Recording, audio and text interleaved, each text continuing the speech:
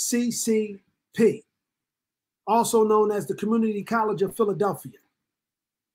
The Community College of Philadelphia. And what will help you understand what the Community College of Philadelphia is? For some, it's just your ordinary college. For some,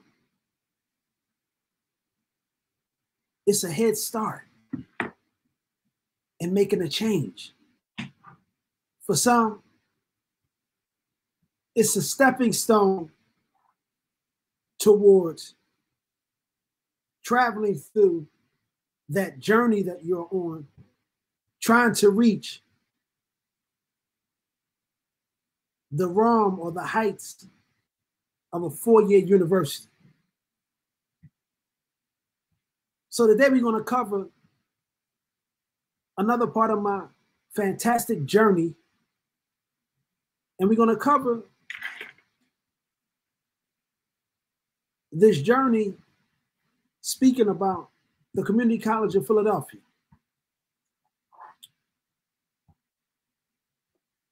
Here's what we must look at and really pay close attention to: the field of education, and how education can be looked at as freedom, how education can be looked at as power. And we look at the statements of today. We see them from all over the place. They say if ignorance is expensive, if education is expensive, then why would you try ignorance? Things are known by their opposites. In order for you to understand what education is and being educated in a certain field, then you need to know what ignorance is and what being ignorant in a certain field may entail or may carry. Today, I want to try to help some questions get answered. In whatever direction you are moving in, whatever direction you're traveling in, we want to try to cover, some points of benefit that we can utilize in our future, in our daily lives, and moving forward. So today, I want to look at a statement. And I'm going to start with that statement that there are more African American males in prison than there are in college. There are more African American males in prison today than there are in college. How many believe that statement? How many believe that statement to be factual? Meaning there has to be some type of statistical analysis to prove that this statement is true. At one time, this was a true statement. At one time, this was a true statement. And this is when you are able to truly see the power of the prison industrial complex and the grips that it had on the African American community. However, today, the African American community has made a turn, and they have made a turn for the better. And we find that there are more African American males in college today than there are in prison. There are more African American males in college today than they are in prison. Again, education. What is it? Power. Education. What is it? Freedom. Education. What is it? Opportunity. You ever fill out a job application? And when you filled out that application, it had criteria and qualifications and the likes. when you get to the part on the application where it says education, it'll say something like at least 2 years of college, or at least a bachelor's degree in this field or that field, or a master's degree in that field or that field. How many times did you look at an application like that and see that you were automatically disqualified? How many times did you look at an application and go over, oh, I would love to have this job, but you find that you automatically disqualified? Why? Because you're not able to fulfill the criteria of the job. The job has a criteria. The criteria for this job, for this occupation, for this form of employment, you have to at least have an associate's degree in behavioral health and human services. You have to at least have an associate's degree in this field or in that field. But if you don't have it, then you can't even fill out the application. If you don't have those qualifications, then you cannot fill out the application. Make it make sense. I'm going to make it make sense for you. And I'm going to make it make sense by utilizing a story that I have to tell. And they always ask me, well, Hawk, why'd you go to school? Why you go to school? I got to tell you guys. And this is monumental. This is a part of my life that, you know, I can't overlook. I can't oversee. I mean, in a nutshell, there were multiple components that led to me returning to school. Because at one time I was going to school in prison. I was going to college in prison. I was doing extremely well. And then certain year, 1995, the president took all colleges, he took them out of the prisons. They said, you guys aren't getting a free education. That was one of their excuses. You guys aren't getting a free education. And we was blown away by it. I mean, we was doing extremely well. I mean, so you ask yourself the question, who would you rather have living to you? Who would you rather have living next to you? An individual that returned from prison and comes out of prison and he's educated, he has a degree in this field, he has a degree in that field, he's able to compete in the workforce. You see what the workforce says. The workforce says you have to have at least this degree, that degree. He's coming out with these type of degrees. Or the guy who spent most of his time incarcerated, putting together ideals, putting together thoughts, and imagining if he commits the crime this way or if he commits the crime that way, it may produce better results to the point that he's no longer getting caught. Who would you rather have living next door to you? This guy or that guy? The guy that's educated, who's able to be competitive in the workforce, or the guy with no education, following his desires, following his high level of ignorance, chasing behind a dream that he ain't never gonna catch, So this brings me to why I went back to school. I met this young lady, beautiful, beautiful young lady, about 5 feet. I don't even want to give her full description. She became my wife. She stole my heart, took it home to her mother and her father and said, this is the guy I want to marry. And from that, she showed me the other side of the fence, the side that I never really paid attention to. I had a glimpse of it, but she showed me. Because she was what? She was educated. She already had a degree in this field. She had another degree in that field. She had degrees. And I couldn't even compete with her. I wasn't on her level. And today, still today, she's still chasing after degrees. Hands down, I had to surrender to her because I already knew I was out of my league. And I found a day that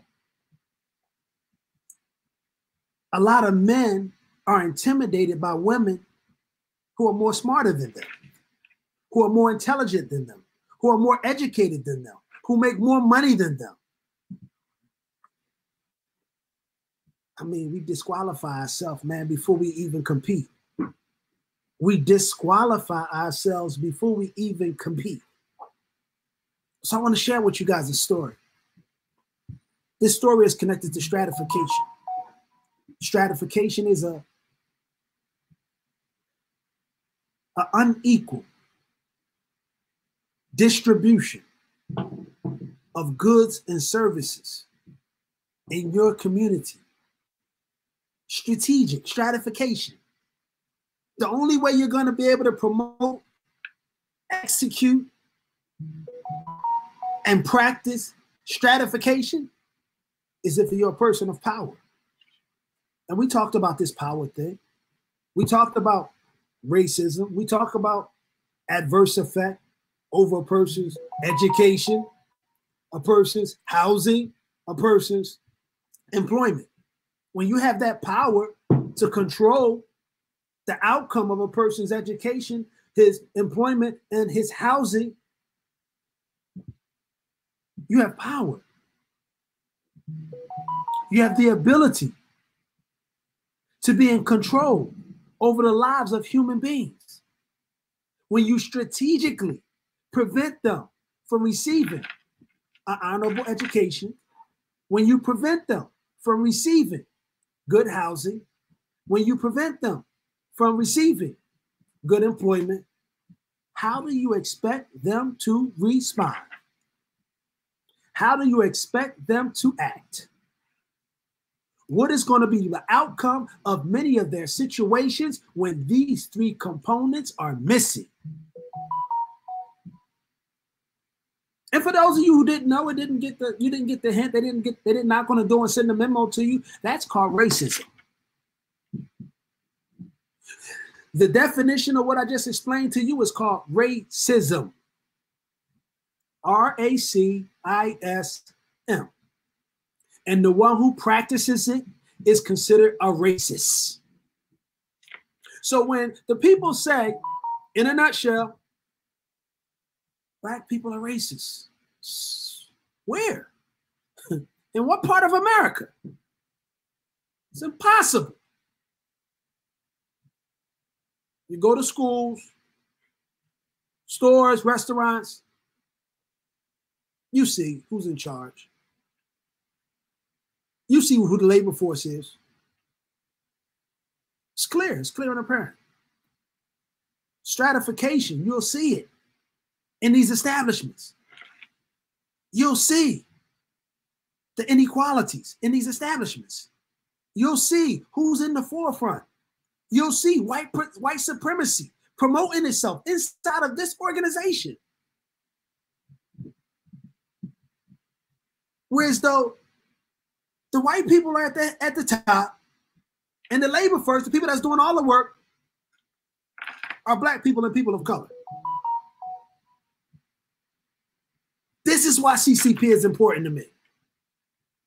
This is why the Community College of Philadelphia is very important to me. It should be very important to you mothers, you single mothers. I salute you again.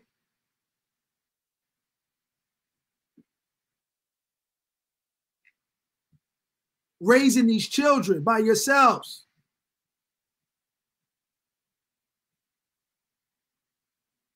I recommend, I advise, if he finished high school, put him in college. If he finishes high school, put him in college. Where do I want you to start at? CCP.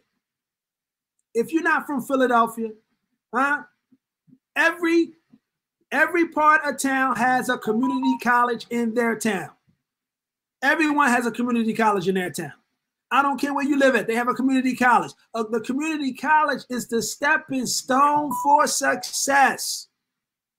Community college is a stepping stone for success. You don't have to come straight out the bat, say I want to take 4 classes in the daytime. You don't have to step right off the bat and say I need to take 2 classes. You can come straight in and take just 1 class. One of our former presidents passed a law. He informed us that what? You can go to community college for free. You don't have to pay a dime, not a coin. And you can attend community college. Because this is what's going to happen when you attend a community college. Here's what's going to happen. When you show up and show out, yes, perform, right? You really realize how intelligent you are when you really look at and examine your qualifications, your writing skills, your mathematics, your science, your biology, your engineering level.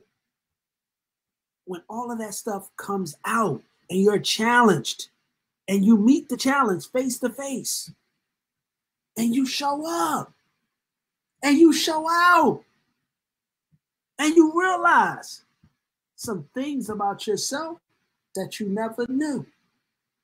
That's what community college will do for you. Again, every neighborhood, every town, every city has a community college. But in my town, it's CCP, Community College of Philadelphia. Many have graduated from here. Many have went on to do famous things, notable, honorable things, coming through a community college in Philadelphia. Another one of the components of why I attended school, situation took place.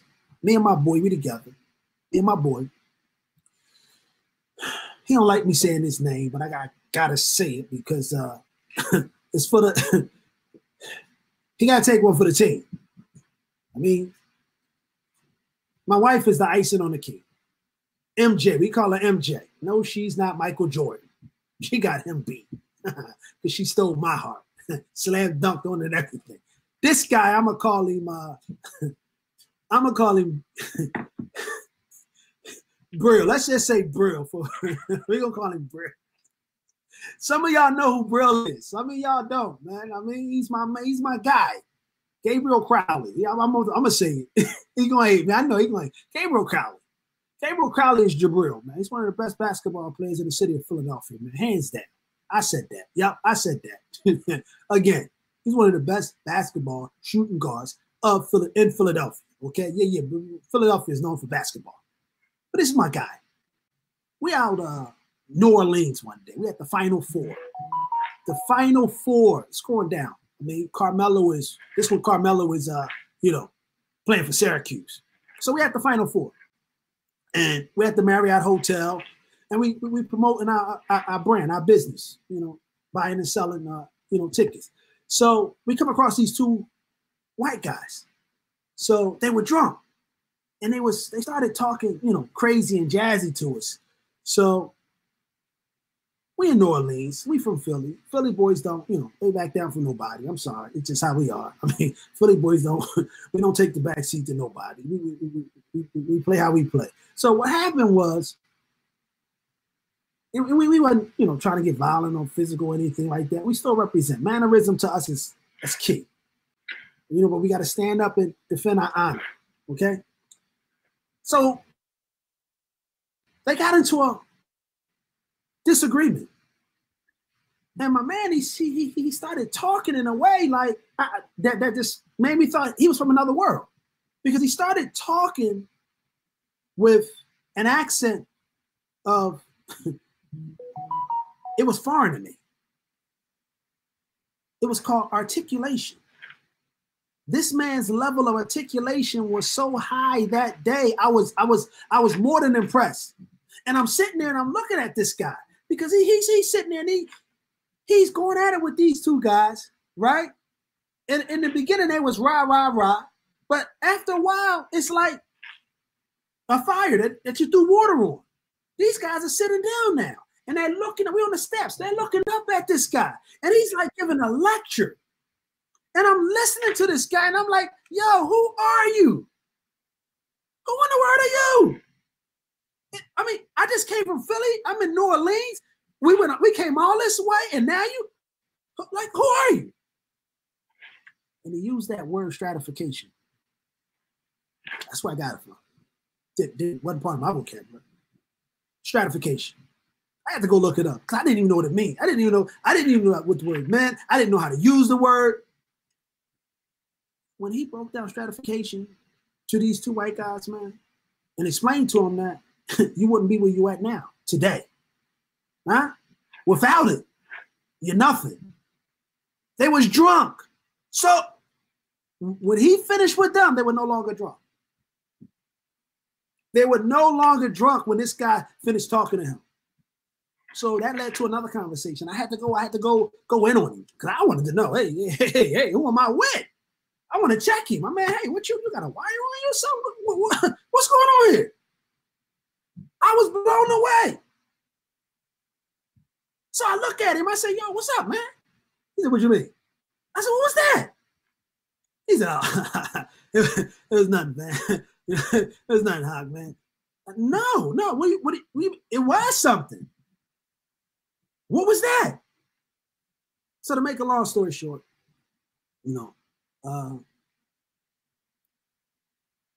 he helped me understand white privilege. He helped me understand white privilege, what it means, how it is used inside this place called society. I was blown away.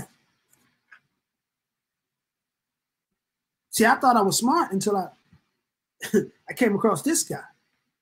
And this is why there's a principle that I use in my life, man. It's to the end, okay? That the knowledgeable one is who? Is the one who he takes from one who is above him. He's on a level higher than him. He takes from one who is below him, one who has lesser knowledge than him, and he takes from the one who is right there on his level. He takes from all levels. He doesn't say he knows it all.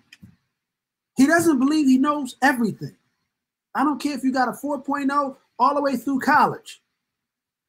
If you believe that you cannot be taught anything else beyond that, then you're not educated.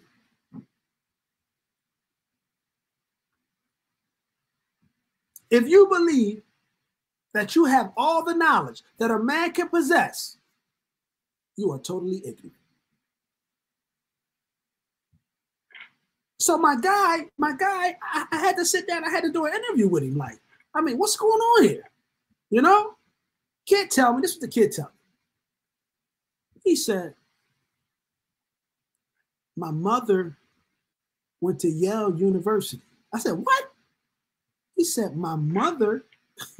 I was like, oh, Yale. Yale? Your mom went to Yale? He said, yeah, my mom was also part of the Black Panther Party. I was like, oh, stop. Stop.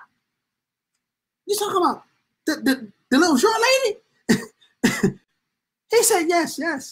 He said, my mom's phenomenal, man. My mother went to Yale University, man. She made sure that, man, I got a good education. I said, okay. So we started talking about my education and, my grades, and I showed him my transcripts and stuff like that. And, he said, you belong in college. I said, yeah, I'm done, man. I'm old. I'm done. He said, no. You belong in college. He said, you got an A in economics. I said, man, I was locked up though, man. I mean, he said, you know how hard economics is? I said, no, I got an A. Remember? I mean, we had jokes. We had jokes amongst each other, right? So I'm like, I got an A, man. I don't know how hard economics is. He said, yo, economics is extremely hard. So yeah, I mean, it was a story inside of a story, but another component of why I returned back to school. Right? So going to college in prison versus going to college in the streets, night and day. Night and day. Going to college in prison, I mean, you can fly through every semester, straight A's. Going to college in the streets, distractions, responsibilities, right? You got to be there. I mean, you might live across town and your school is on the other side of town. In prison, you go from A block to the gym, from A block to this center. You there, okay? No catching no scepter, right? I mean, you there. You go back to the cell, you study. You can study. No distractions. All quietness. No kids coming in the room making noise and all of that. No wife getting on your nerves, nagging you, bothering you. None of that. 100% concentration. Yes. But college,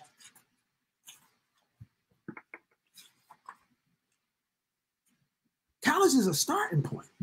And I just heard a conversation online about a lot of people that go to college are unemployed. They said, so college doesn't mean you're going to be successful. And I wanted to really reach out to the brother. I really wanted to talk, that's because that's a conversation. That's a conversation that we need to have. College doesn't mean you're going to be successful. Doesn't mean you're going to have a six-figure income. Everything has an application. To get in college, you got to what? You got to fill out an application. You want to be successful? You got to fill out an application.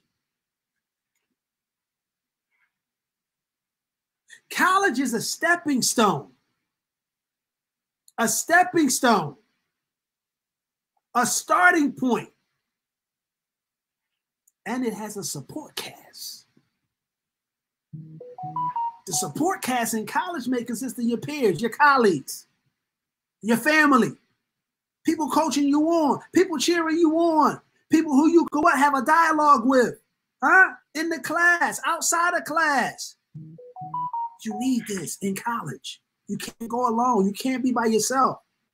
You're going to need help. You're going to need support. You're going to need a support cast. You got to ask yourself the $10,000 question. I love this one. The $10,000 question. What are you trying to achieve? You have a goal in mind?